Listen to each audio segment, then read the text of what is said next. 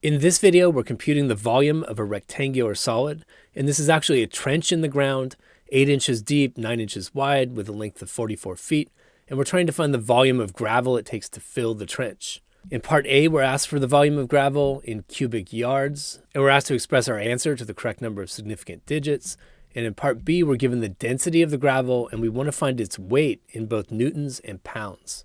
So to start things out on the volume calculation, we need to express each dimension of this trench in yards. So we start multiplying by conversion factors. There's 12 inches for every foot, and there's 3 feet for every yard. So the 9-inch width gives me 0.25 yards. The 8-inch depth gives me 0.2222 yards. I'm keeping a little extra precision in the middle of my calculation. And for the 44 feet, we only have to multiply by one conversion factor. There's 1 yard for every 3 feet. And this gives me 14.667 yards. Now the volume of this thing is just length and width and height multiplied.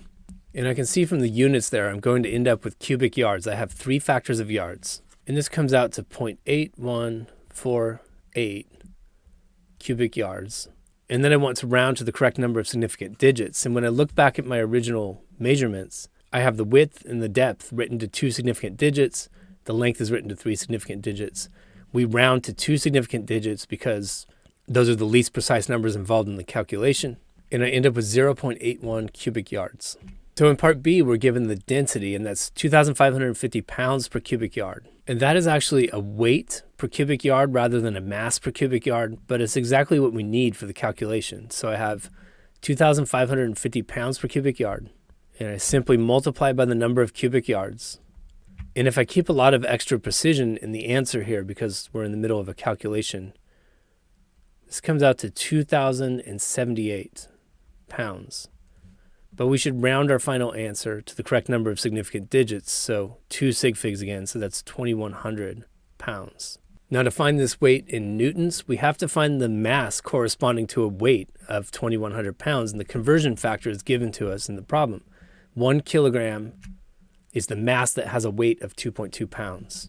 So again, I'm going to keep extra precision and then round at the end. I have 2,078 pounds, 2.2 pounds for every kilogram, and my pounds cancel.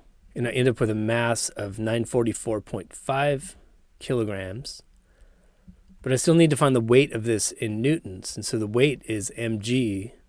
So it's 944.5 times 9.8. This gives me about 9,260 newtons, and I still have to round to the correct number of sig figs, so this is 9,300 newtons, and we're done. If you enjoyed this video, or at least found it useful, check out another one by clicking one of the links on the left, or click the Zach's Lab logo on the right to explore dozens of physics and math playlists. As always, you can leave your questions, comments, and requests in the comments section below, and I'll get back to you within 24 hours. Thanks for watching Zach's Lab, and best of luck on your math and physics journey.